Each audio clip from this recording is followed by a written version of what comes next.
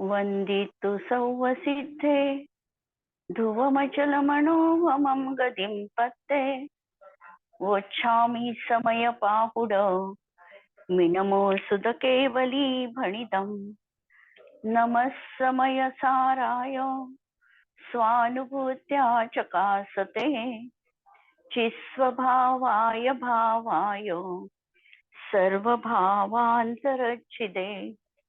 अंतिम शासन नायक 1008 भगवान महावीर स्वामी की जय। द्वादशांग श्रुत देवी की जय। स्वाध्याय कक्ष संपेपर्यंत आपणा सर्वांना चतुर्विध आहाराचा त्याग असणार आहे।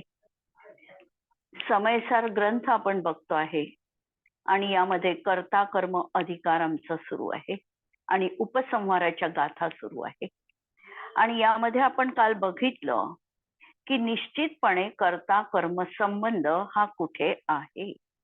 कर्ता आणि कर्म याच्यामध्ये व्याप्य व्यापक संबंध जिथे घटित होतो त्याच ठिकाणी कर्ता कर्म संबंध घटित होऊ शकतो। आणि ज्या ठिकाणी व्याप्य व्यापक संबंध नाही, ते द्रव्य त्यामध्ये व्यापून नाही, त्या ठिकाणी कर्ता कर्म संबंध घटित पण होत नाही। तिथे दोन द्रव्यांमधल्या दोन पर्यायींमधला असला तर निमित्त नैमित्तिक संबंध आहे आणि निमित्त नैमित्तिक संबंध असण्याला विरोध नाही, पण तो कर्ता कर्म संबंध आम्हाला म्हणता येत नाही। वस्तुस्थिती इतकी स्पष्ट असताना सुद्धा आम्हाला ती वस्तुस्थिती आम्ही नजरेआड करतो, आम्हाला ती वस्तुस्थिती दिसत नाही आणि आचार्यांना याचं आश्चर्य वाटत आहे। 98 नंबरचा कलश आपण परत एकदा पाहूया थोडासा आणि मग आपण शेवटच्या उपसंहाराच्या कलशावर जाऊ। कलश पहा 98 नंबरचा। कर्ता कर्मणि नास्ति नास्ति नियतं कर्माभितत्कर्तरि द्वन्द्वं विप्रतिषिध्यते यदि तदा का कर्तृकर्मस्थितिः ज्ञाता ज्ञातरि कर्म कर्मणि सदा व्यक्तेति वस्तुस्थितिर् नेपथ्ये बतनानटीतिरभसा मोहस्तदापेश किम। कर्ता कर्मणी नास्ति, कर्ता हा कर्मामध्ये नाही आणि कर्म कर्त्यामध्ये नाही। या प्रकारे जर परस्पर दोहोंचा विरोध आहे, निष्प्रतिषिध्यते, दोहोंचा जर विरोध आहे तर का कर्तृकर्म स्थिती ही, त्यामध्ये कर्ता कर्माची स्थिती कशी काय असणार आहे, अर्थात राहणार नाही।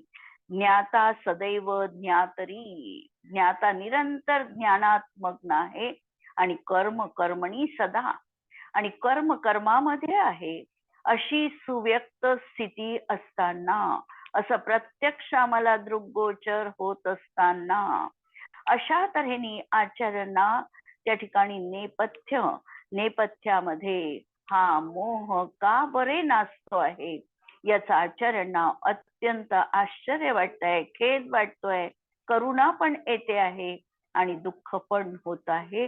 अशी संमिश्र भावना आचार्यांना या ठिकाणी जाणवते आहे। आणि याविषयीचं स्पष्टीकरण आपण काल बऱ्यापैकी बघितलं की अशा तऱ्हेने परामध्ये आमचा कोणत्याही तऱ्हेचा कर्तृकर्मपणा असत नाही। अनादी कालापासून परद्रव्यांच्या या कर्तृत्वाच्या व्यामोहामध्ये आम्ही आमच्या ज्ञान तत्वावर, आत्म्यावर अतोनात अत्याचार केले आहे। अत्याचार बाहेर नाही, आमच्या आत्मतत्वावर की आमचं ज्ञान तत्व जे आहे, या ज्ञान तत्वाला आम्ही निर्भय राहू दिलं नाही। यामध्ये भेसळ केली अज्ञानाची, आणि अज्ञानामध्ये हा जीव अशा प्रकारे पराकर्तृत्वामध्ये त्या ठिकाणी इतका व्यस्त झाला की स्वतःचा जो निज आत्मा त्याला सतत भान देतो आहे की मी हा आहे, मी तुझ्याजवळ नित्य विद्यमान आहे, तू माझी साथ सोडू नको, हे तो सतत एक अंतर्मनाच्या आग्रहाने सांगतो आहे। आणि तरी देखील आम्हाला ही वस्तुस्थिती दिसत नाही, जणू काही आमच्या डोळ्यावर आम्ही झापडं बांधलेली आहे, अशा तऱ्हेची ही आचार्यांना देखील याविषयी अत्यंत खेद व्यक्त होतो आहे। आणि यानंतर आचार्य शेवटचा कर्ता कर्म अधिकारामधला शेवटचा कलश ठेवतात. कर्ता कर्ता भवति न यथा कर्म कर्मापि नैव ज्ञानं ज्ञानं भवति च यथा पुद्गल पुद्गलोऽपि ज्ञानज्योतिर्ज्वलितमचलं व्यक्तमन्तस्तथोच्चेत् चिशक्तीनां निकरभरतोत् अत्यन्तगम्भीरमेतत् कर्ता कर्ता भवति न यथा कर्म कर्मापि नैव ज्ञानं ज्ञानं भवति च यथा पुद्गल पुद्गलोऽपि ज्ञानज्योतिज्वलितमचलं व्यक्तमन्तस्तथोच्चेत् चिशक्तीनां निकरभरतो अत्यन्तगंभीरमेतत्. काल जसं आम्ही बघितलं की मोह नाचतो तर नाचू दे, त्यामुळे वस्तू स्वरूप जसं आहे ते मात्र कधीही बदलत नाही. आणि या दृष्टीने आम्ही 3 तऱ्हेचा अनेकांत बघितलेला होता. ज्ञानामधला अनेकांत, वस्तुतत्वामधला अनेकांत आणि वचनातील अनेकांत. यामध्ये वस्तुतत्वाचा अनेकांत हा चुकीचा असूच शकत नाही. आमच्या बोलण्यात कदाचित चुकीचं असू शकेल, आमच्या ज्ञानामध्ये चुकीचं ग्रहण झालं असेल, पण त्यामुळे वस्तुतत्व बदलू शकत नाही. आम्ही कितीही म्हटलं की वस्तू एका दृष्टीतून अशीच आहे आणि त्याला दुसरी बाजूच नाही, दुसरी बाजूच नाही हे असत्य आहे. आमच्या म्हणण्याने अशा तऱ्हेची वस्तू त्या ठिकाणी एकांत रूप कधीही असणार नाही. वस्तू अनेकांतात्मकच आहे आणि ती अनेकांतात्मकच राहणार आहे. भलाई त्या अनेकांताला आम्ही योग्य रीतीने समजू शकू, अन्यथा कदाचित त्या अनेकांताला देखील संशयवाद म्हणून आम्ही काहीतरी सांगितलंय बा, मला समजत नाही, हा संशय आहे असं म्हणून आम्ही बाजूला पण करू, पण त्यामुळे वस्तुतत्व मात्र कधीही बदलत नाही. जर आम्ही म्हटलं, साधं व्यवहारातलं उदाहरण आम्ही घेतलं, आम्ही जर जमिनीमध्ये आंब्याची कोय पेरली आहे तर आंब्याची कोयच त्या ठिकाणी उगवणार आहे, झाड आंब्याचंच मिळणार आहे, झाडाला आंबेच लागणार आहे. वस्तुतत्व तर असंच आहे. आणि जर कोणी म्हटलं मी आंब्याची बोय बोयेल आणि मला त्या ठिकाणी अशा प्रकारे जांभळाचं झाड मिळालं पाहिजे, तर असं जीवनात होणं नाही. जर तो आंब्याला जांभळं म्हणेल तर तो त्याच्या ज्ञानातला विपरीतपणा आहे, पण त्यामुळे आंबा जांभूळ होणार नाही. वस्तुतत्व जसं आहे तसं ते अबाधित रीतीने राहणार आहे. आमच्या मान्यतेने वस्तुतत्व बदलणार नाही. आणि म्हणून या ठिकाणी सांगितलं की मोहाच्या किती चालायचंय तर चालू दे त्याला, त्यांनी वस्तुतत्वामध्ये कधीही कोणताही असा बदल होणार नाही. ते जसं आहे तसंच राहणार आहे. पुढे सांगतात की ही ज्ञान ज्योत अंतरंगामध्ये अतिशय करून आपल्या चैतन्य शक्तीच्या भाराच्या समूहाने अत्यंत गंभीर अशी होऊन अंतरंगात उग्रतेने अशी प्रज्वलित झाली आहे की अज्ञानामध्ये आत्मा कर्ता होता तसा आता तो कर्ता होत नाही. अंतरंगामध्ये ही चैतन्य ज्योती एकदा उजागर झाली, एकदा ज्ञानाचा स्वभाव आम्हाला कळला, एकदा मोहाचा स्वभाव आम्हाला कळला, त्याविषयीच जर आम्हाला यथार्थ ज्ञान झालं तर त्यांनी कितीही नाटकं केली तरी देखील त्याचं नाटक आम्हाला समजू येणार आहे. मोहाने कितीही बतावणी केली, कितीही आम्हाला वेगवेगळ्या तऱ्हेने वस्तू स्वरूप दाखविण्याचा प्रयत्न केला, तरी देखील आता ज्याचा मोह नष्ट झालेला आहे तो कधीही पराचा कर्ता होणार नाही. अज्ञानामध्ये तो आत्मा कर्ता बनत होता, परकर्तृत्व घेत होतं, पण आता तो कदापिही परकर्तृत्व जीवनात अभिप्रायात तरी स्वीकारणार नाही. म्हणून आता ही ज्ञानज्योत अंतरंगामध्ये अतिशय करून. अतिशय का म्हटलं? कारण अज्ञान आहे. अज्ञानावर मात करून ही ज्योत प्रगट करणं, इथे आमचं सामर्थ्य लागलंय.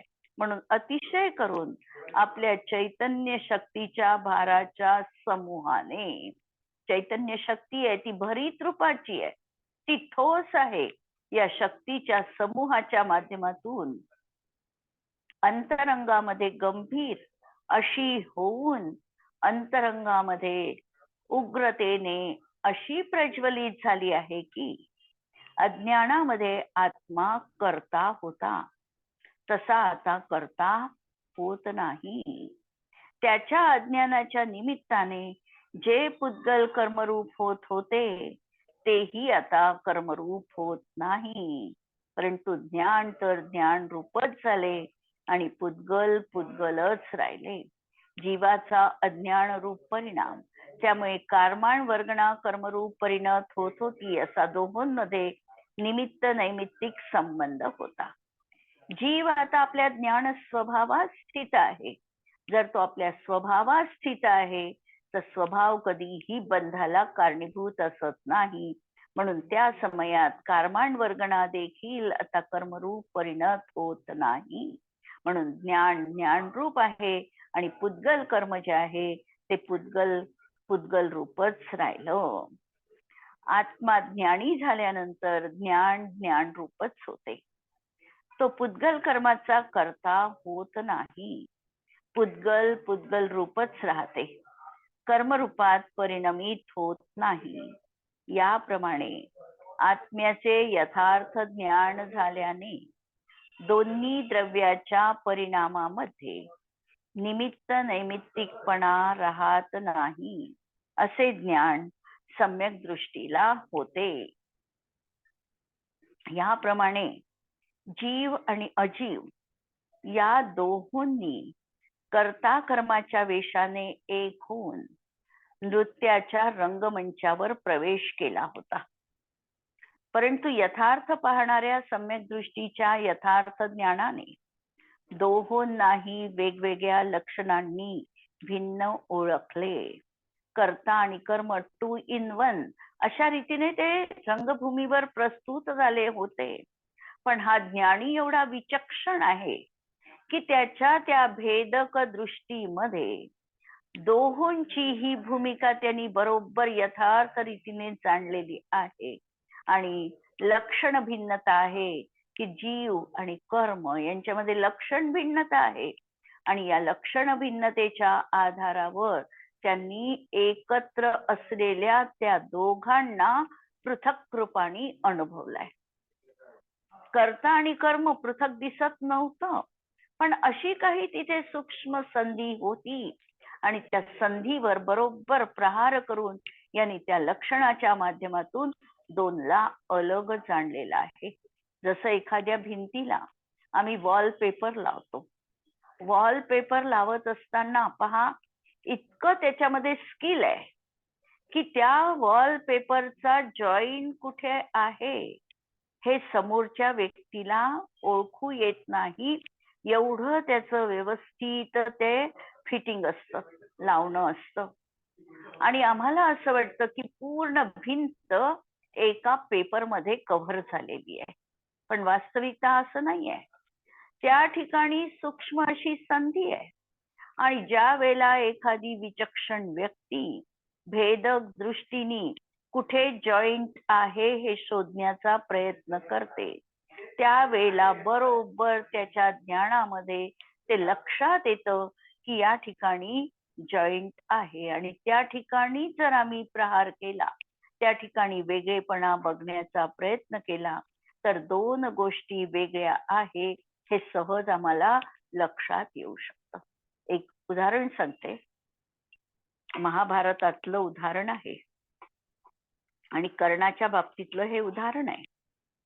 कर्णाला ज्या वेळेला इंद्र मायावी रूप धारण करून कवच कुंडलांचं दान मागण्यासाठी आला, कर्णाची ख्याती होती की तो कोणत्याही याचकाला विमुख पाठवत नाही, आणि असा हा इंद्राने त्याच्या स्वभावाचा फायदा घेतला आणि अर्जुनाला विजय मिळावा या एकमेव हेतूने कर्णाला याचक बनून तो इंद्र आला कर्णाच्या समोर आणि सांगितलं की मला तुझ्या या शरीरावर ही असणारी कवच आणि कुंडल दानामध्ये हवी आहे. दानामध्ये हवी आहे, बरोबर आहे. कर्ण द्यायलाही तयार आहे. पण असं असताना सुद्धा कर्णाला हेच समजत नव्हतं की आम्ही या शरीरापासनं याला पृथक कसं करायचं. याच्यामध्ये तर आम्हाला जॉईंट दिसतच नाही की ज्या ठिकाणाहून आम्हाला कवच आणि कुंडल माझ्या शरीरावरची काढून देता येईल असा मला कुठलाही जॉईंट दिसत नाही आहे. हा त्याच्या मनासमोर एक महान प्रश्न होता आणि त्यांनी तो विचारला की मला कवच कुंडल द्यायची नाही असं नाही, मला कवच कुंडल दानात द्यायची आहे, कारण मी याचकाला विमुख पाठविणार नाही, माझी प्रतिज्ञा आहे. मी कवच कुंडल काय माझे प्राण जरी कुणी मागितले तरी मी देणार आहे. पण मला हे समजत नाही आहे की हे मी कवच कुंडल शरीरावरून बाजूला कसे करू, कारण मला याच्यामध्ये शरीर आणि कवच कुंडल याच्यामध्ये कुठे संधी आहे हेच माहिती नाही. आणि संधी जिथे असेल तिथूनच वस्तू अलग होऊ शकते, हे सत्य आहे. आणि मग त्याच्यावर सोल्युशन म्हणून इंद्राणीच त्याला सांगितलं की हा जो तुझा जबडा आहे, आतमध्ये जबडा उघड आणि जबड्याच्या आतमध्ये त्याचा जॉईंट आहे, तिथून तू काढायला सुरुवात कर की कवच आणि कुंडल तुझ्या शरीरापासून भिन्न होतील. अर्थात तो इंद्र होता, म्हणजे महाभारत हिंदू कथेप्रमाणे. म्हणूनच त्यांना ती गोष्ट माहिती होती आणि म्हणूनच कवच कुंडलाचं दान कर्ण करू शकला. सांगायचं मग तिचा अर्थ की आम्हाला जॉईंट माहित पाहिजे तरच आम्ही त्या दोन गोष्टीला पृथक करू शकतो. जिथे जोडलेलं आहे त्याच ठिकाणी प्रहार केल्यानंतर दोन गोष्टी भिन्न होऊ शकतात आणि लक्षणाच्या माध्यमातून जीव आणि अजीव जे एकमेक प्रतिभासित होतात आहे त्या ठिकाणी लक्षणांच्या माध्यमातून आम्ही दोनला अलग काढू शकतो.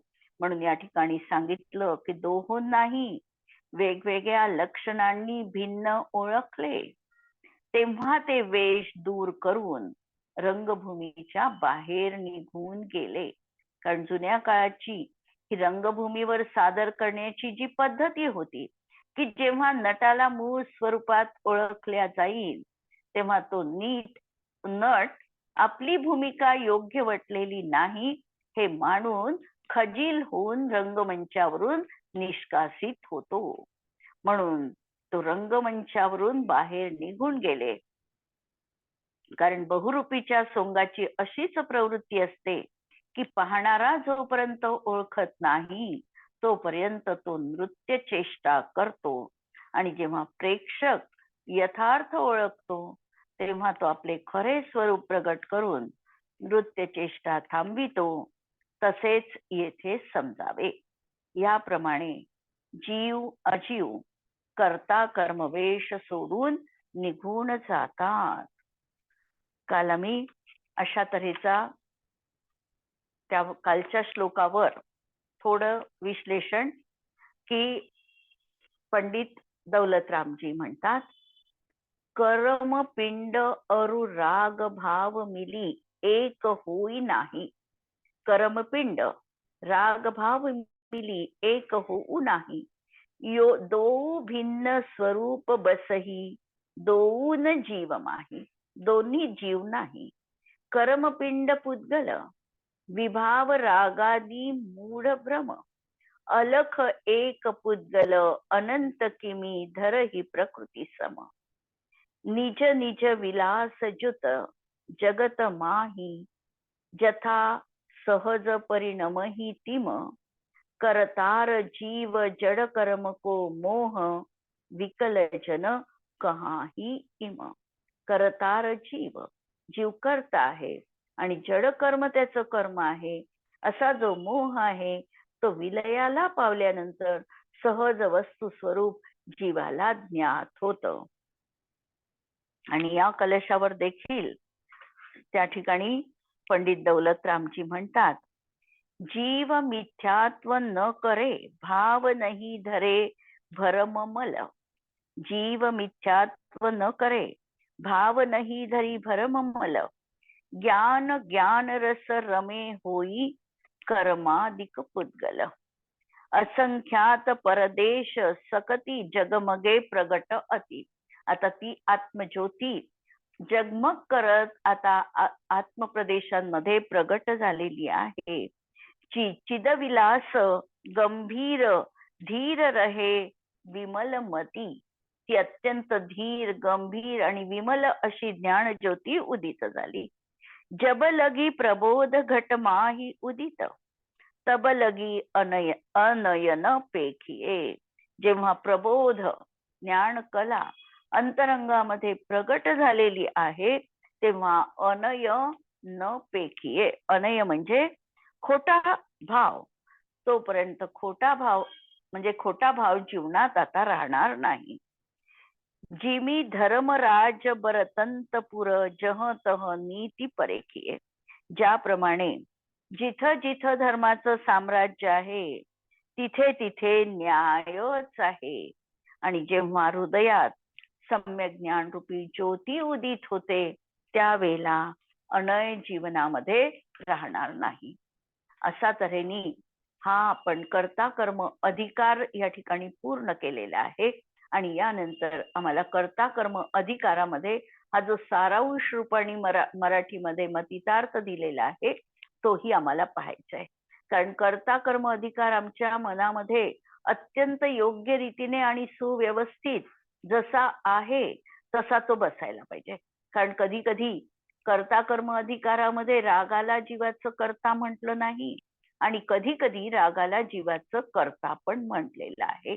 अशा विरोधाभासी गोष्टी त्या ठिकाणी या अधिकारात आम्हाला दिसणार आहे. पण दिसत असतानाही त्यांचा दृष्टिकोन आम्हाला समजून घेणं महत्वाचं आहे. जिथे नाही म्हणतात तिथे काय दृष्टिकोन आहे, आणि जिथे आहे म्हणतात तिथलाही दृष्टिकोन आम्हाला समजून घ्यायचा आहे. आणि जयचंदजी छाबडा या अधिकारावर अधिकारवाणीनी त्यांनी सगळं हे सगळ्यात पहिल्यांदा त्यांनी याचं विश्लेषण केलेलं आहे. हे तर मागून आता इतके समयसारचे पुस्तक आम्हाला उपलब्ध आहे. त्या काळामध्ये समयसारवर अमृतचंद्र आचार्यांच्या त्या टीकेवर लेखणी चालविण्याचं धाडस जर कोणी केलं असेल तर ते जयचंदजी छाबडांनी केलं. आणि या अधिकाराला उपसंहार रूपाने त्यांनी 4 ओळीचं काव्य जोडलेलं आहे. जीव अनादि अज्ञान वशाय, विकार उपाय बने करता सो. जीव अनादि अज्ञान वसान, विकार उपाय बने करता सो. जीव अनादि कालापासून अज्ञानमय आहे आणि विकार त्याचे होतात आहे, आणि तो त्याला करतो आहे. ताकरी बंधन आन, तनु फलले सुख दुःख भवा श्रम वासो. आणि त्यामुळे बंधन आहे त्याच्यावर, आणि सुख दुःखादी फलाला देखील तो भोगतो आहे. ज्ञान भय करता न बने, तब बंधन होय खुले परसासो. जेव्हा ज्ञान झालं, समीचीन ज्ञानाचा उदय झाला, तेव्हा बंध जीवनात नाहीच आहे. आणि खुले परकासो हे खुल्या प्रकाशाप्रमाणे आहे. आत्म माही सदा सुविलास करे, शिव पाय रहे नितिथासो. आणि आत्म्यामध्येच त्याचा सुविलास आहे. सगळं काही आहे ते आता ज्ञानाची कला प्रगट झाल्यामुळे त्याचा आत्मतत्वाविषयीच भान निरंतर जीवनात आहे. आणि अशा रीतीने ह्या जयचंदजी छाबडांनी यावर उपसंहाराचं 4 ओळीचं काव्य लिहिलेलं आहे. आणि आता आपण बघतो आहे कर्ता कर्माची भूमिका, जी पुस्तकामध्ये डिटेलमध्ये दिलेलीच आहे. व्यावहारिक नवतत्वांमध्ये निश्चयाने एक जीवच व्यापून आहे. जेव्हा आम्ही नवतत्वांमध्ये एक ज्ञान ज्योतिष शोधण्याचा प्रयत्न केला होता, जोपर्यंत 9 तत्व आम्हाला दिसते तोपर्यंत आमची भेद परख दृष्टी आहे आणि समयसार अनुभूतीसाठी समर्पित आहे. जेव्हा अनुभूती येते तेव्हा अनुभूतीमध्ये 9पणा नाहीच आहे. अनुभूती तर एक अखंड जीव तत्वाची असणार आहे. म्हणून या नवतत्वांमध्ये सुद्धा एक जीव तत्वाचा ध्यास त्यांनी घेतलेला आहे. आश्रव म्हणत असताना आश्रव म्हणजे रागादी भाव असं व्यवहाराने जरी सांगितलं तरी या रागादी भावांमध्ये जीव तत्वाचंच अन्वेषण केलेलं असणार आहे.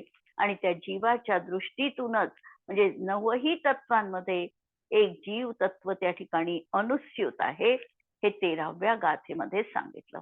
कारण त्यांनी सम्यक दर्शनाची व्याख्या त्या ठिकाणी लक्षात घ्या थोडी वेगळ्या पद्धतीने केली.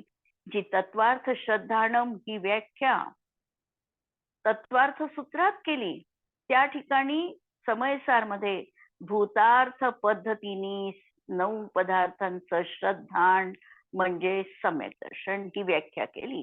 आणि भूतार्थ पद्धती म्हणजे काय, तर भूतार्थ पद्धती म्हणजे 9पणा न बघता नवांमध्ये एकता बघणं, हा आहे भूतार्थपणा. म्हणून नवतत्वे अनादी बंध पर्यायाच्या अपेक्षेने बघितली असताना सत्यार्थ आहे. पर्यायार्थिक नयाची दृष्टी लावली आम्ही तर 9 तत्व आम्हाला दिसतात आहे, पण वस्तुस्थिती पण कथनचित तशी भासते आहे. पण असं असताना देखील या नवतत्वांमध्ये जीव आणि अजीव मूळ तत्व असून शेष 7 संयोगिक तत्व आहे. आणि कर्ता कर्माचा निर्णय झाल्या विना या 7 संयोगिक तत्वाचा निर्णय होऊ शकत नाही. जोपर्यंत आमची बैठक मजबूत नाही, ही कर्ता कर्म अधिकाराची भूमिका आम्हाला योग्य रीतीने समजत नाही, तोपर्यंत आम्ही 7 तत्वांचा देखील योग्य तऱ्हेने निर्णय करू शकत नाही. आश्रव बंध संवर निर्जरा या सगळ्या तत्वांमध्ये आम्हाला एक निजतत्व त्या ठिकाणी शोधायचं आहे. आणि हे शोधण्यासाठी आम्हाला कर्ता कर्म अधिकाराची जी आमची मूळ भूमिका आहे ही स्पष्ट रीतीने समजली पाहिजे. जीवनामध्ये अनादिकालापासून आम्ही जे कर्तृत्व भोक्तृत्व अहंकार ममकार करतो आहे, या सर्वांपासून आम्हाला दूर हटवून केवळ आमच्या आत्मतत्वामध्येच मी कर्ता कर्मपणा व्याप्य व्यापकपणा जिथे आहे तिथेच कर्ता कर्म संबंध आहे, ही भूमिका आमच्या अंतरंगामध्ये ठसली पाहिजे. हॅलो, कुणाला काही प्रश्न आहे? हॅलो,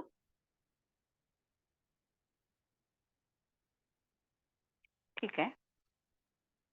कर्ता कर्माचा निर्णय झाल्याशिवाय या 7 तत्वांचा निर्णय होऊ शकत नाही. म्हणून जीवाधिकारानंतर या 7 तत्वांचं निरूपण करण्यासाठी आचार्यांनी कर्ता कर्म अधिकाराची योजना केलेली आहे. अज्ञानी जीव आपणास अनादितः क्रोधादी रूप अनुभवतो. अनादी कालापासून हे विभाव भाव जीवनात होतोय. द्रव्य कर्माचा उदय येतो आहे. द्रव्य कर्माच्या उदयात जीवाचे भाव कर्म होतात आहे आणि भाव कर्माला हा जीव स्वतःचा स्वभाव मानतो आहे. अशा तऱ्हेने हा क्रोधादी म्हणजे मी आहे अशा प्रकारचा एकत्वाचा अनुभव या विभावांमध्ये घेतो आहे. आणि म्हणतो आम्ही त्याची सफाई पण करतो, आम्ही मानतो पण तसंच की काय करणार, माझा असाच स्वभाव आहे, मला हे सहनच होत नाही, मला कुणी काही म्हटलं तर ते चालतच नाही. म्हणजे आम्ही अशा प्रकारे या क्रोधाधिकांशी एवढं तन्मय आहे की तो आणि मी वेगळा आहे अशी भेदविज्ञानाची रेखा आमच्या जीवनात आम्हाला दिसतच नाही. उलट त्या क्रोधाशी तन्मय होऊन मी क्रोधच आहे, मी मानच आहे असा हा स्वतःला अनुभवतो आहे. आणि आपणास क्रोधादी भावांचा करता आणि क्रोधादी परिणामांना आपलं कर्म मानतो आहे. अनादिकालापासून हा आमचा उपद्व्याप म्हणा सुरू आहे. याचं कारण त्यास रागादी आणि आत्मा यामधील भेदाचे ज्ञान नाही. याचं कारण असं की राग माझ्यापासून भिन्न आहे. अनेक दार्शनिक होऊन गेले, अनेक दार्शनिकांनी घरादाराचा त्याग करा, शरीर आपलं नाही इथपर्यंत त्यांची दृष्टी गेली. पण आमच्याच अंतरंगामधले असलेले विकार हे देखील परकृत आहे. इतकं सूक्ष्म असं ज्ञान आम्हाला आज तागायत पर्यंत प्राप्त झालं नाही. घर सोडून वनात गेल्याने आम्ही मोक्षाची प्राप्ती करू शकू असंही नाही, एकांताने नाही आहे. पण आमच्या रागापासून आम्हाला भेदविज्ञान करावं लागेल. रागापासून आमचा स्वभाव म्हणजे विकार आणि स्वभाव याच्यामध्ये भेद कल्पना करण्याची कधी आमच्या जीवनात आम्हाला जरूर पण भासली नाही. कुणी तसा आम्हाला उपदेशही दिला नाही. म्हणून आचार्यांनी ज्या गाथेमध्ये सांगितलं होतं की हा जो उपदेश आहे हा उपदेश तू आज तागायत पर्यंत कधी ऐकला नाही. तुला बाकीच्या कथांची माहिती होती. सुध परिचितानुभूता सवस्सवी काम भोग बंधका एयत्त सुवलंभो नवरीन सुलभो विहत्तस्य. ही एकत्व विभक्त आत्मेची कथा मात्र म्हणजे राग आणि विकार आणि ज्ञान याच्यामध्ये देखील भेद आहे. ही कथा आजपर्यंत तुला कोणी सांगितली नाही. यदा कदाचित सांगितली असेल तर आम्हाला त्याच्यावर विश्वास बसला नाही. कदाचित विश्वास वरपांगी बसला तरी आम्हाला त्याचा परिचय झाला नाही, अनुभव झाला नाही. आचार्य सांगतात तुला आता अनुभव करायचा आहे की राग आणि आत्मा भिन्न आहे. म्हणून याचं ज्ञान आम्हाला झालं नाही. आत्मा ज्ञान स्वभावामुळे चेतक आहे, तर राग जडपणामुळे चेतक नसून चेत्य आहे. दोन शब्द, चेतक म्हणजे ज्ञान करणारा आणि चेत्य ज्ञान होण्यायोग्य. क्रोध जाणण्यायोग्य आहे आणि ज्ञान जाणणारं आहे. आत्मा चेतक आहे आणि विकार हे जाणण्यायोग्य आहे. म्हणून राग जड आहे. जड वस्तू या कशा असतात? पुद्गल द्रव्य, 6 द्रव्य आम्ही 7 द्रव्य जेव्हा 7 तत्व जेव्हा आम्ही म्हणतो, जीव अजीव आश्रव बंध संवर निर्जरा आणि मोक्ष, या 7 तत्वांमध्ये क्रम ठेवताना आम्ही म्हणतो जीव तत्व ज्ञाता तत्व आहे. अजीव तत्व हे ज्ञेय तत्व आहे. ज्ञेय फक्त जाणण्यायोग्य. कारण अजीवाचं आम्ही ग्रहण करू शकत नाही आणि अजीवाला सोडूही शकत नाही. म्हणून अजीव तत्व केवळ ज्ञेय आहे. ज्ञेयालाच या ठिकाणी चेत्य म्हटलेलं आहे, चेतकाच्या संबंधात. नंतर आश्रव आणि बंध हे हेय तत्व आहे, सोडण्यायोग्य आहे. संवर आणि निर्जरा ही उपादेय तत्व आहे आणि मोक्ष आमचं साध्य तत्व आहे. म्हणून राग जड आहे म्हणजे पौद्गलिक आहे आणि पौद्गलिक असल्यामुळे तो केवळ जाणण्यायोग्य आहे, म्हणून चेत्य आहे. राग पाण्यामधील शेवाळाप्रमाणे अपवित्र आहे. मागच्या गाथांचा संदर्भ पहा. पाण्यामधल्या शेवाळाप्रमाणे अपवित्र आहे, तर आत्मा मात्र सदैव पवित्र आहे, शुची आहे.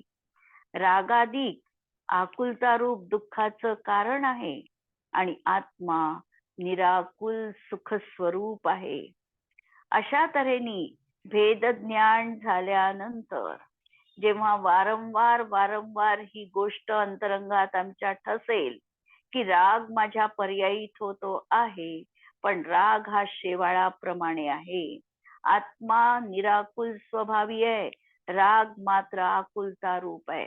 मी सुखस्वरूप अतिंद्रिय सुखस्वरूप आहे आणि राग मात्र हा सांसारिक सुख दुःख रूप आहे. सतत ही भेद विज्ञानाची ज्योत अंतरंगामध्ये आम्हाला तेवत ठेवावी लागणार आहे, तरच आम्हाला कर्ता कर्माची भूमिका योग्य रीतीने समजणार आहे. बाकीचं आपण उद्याला बघू. जिनवाणी के ज्ञान ते सुझे लोकालो, सो जिनवाणी मस्तक नमो सदा देत हूँ गो. नमो अरिहंताणम, नमो सिद्धाणम, नमो आयर्याणम, नमो उवज्जायाणम, नमो लोये संवसाहुणम. सर्वांना जय जिनेंद्र.